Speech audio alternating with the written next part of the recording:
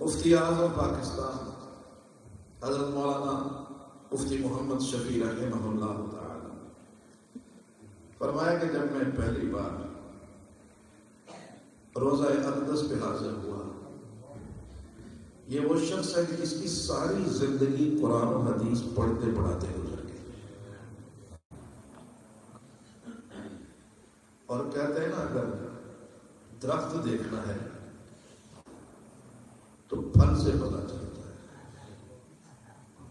درخت دیکھنا ہے پھل سے پتہ چلتا ہے کہ کس معیار کا پیڑ ہے۔ تو اگر مفتی شفیع کے تقدس کو، علم کو، فقاہت کو دیکھنا ہے تو اس کے بیٹے شیخ الاسلام تقی عثمانی اور رفیع عثمانی کو دیکھ لو۔ تو حضرت مولانا فرماتے ہیں کہ جب میں روزہ اقدس پہ حاضر ہوا تو میرے اندر تاب نہیں تھی کہ میں درود و سلام پڑھ سکتا، میرے قدم لرز رہے تھے۔ آج سچ بتاؤ،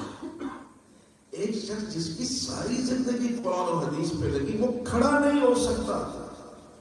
اور آج میرا بھائی، میرا بیٹا جاتا ہے اور روزے کے سامنے کھڑا ہو کر موبائل نکال کر کہتا دیکھو سیلفی، اسے تو پتا ہے کہ میں کہاں کھڑا، میں کس کی بارگاہ میں کھڑا، اسے کوئی احساس نہیں ہے کہ وہاں جا کر اتنا بڑا انسان کام میں کھڑا نہیں ہو سکا، گر گیا ایک کونے میں، اور مجھ پر ایک بے ہوشی کی کیفیت طاری ہو گئی، نیند کی سی کیفیت۔ تو فرمایا اسی میں مجھے آواز آنے لگی محمد شفیع،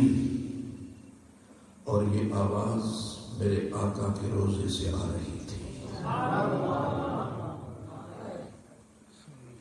فرمایا محمد شفیع جاؤ میری امت کو بتا دو، اور مولانا نے کہا اگر یہ حکم نہ ہوتا تو میں وہی واقعہ ساری زندگی سے کرنا چاہتا۔ فرمایا جاؤ میری امت کو بتا دو کہ جو میری سنتوں پہ چلتے ہیں،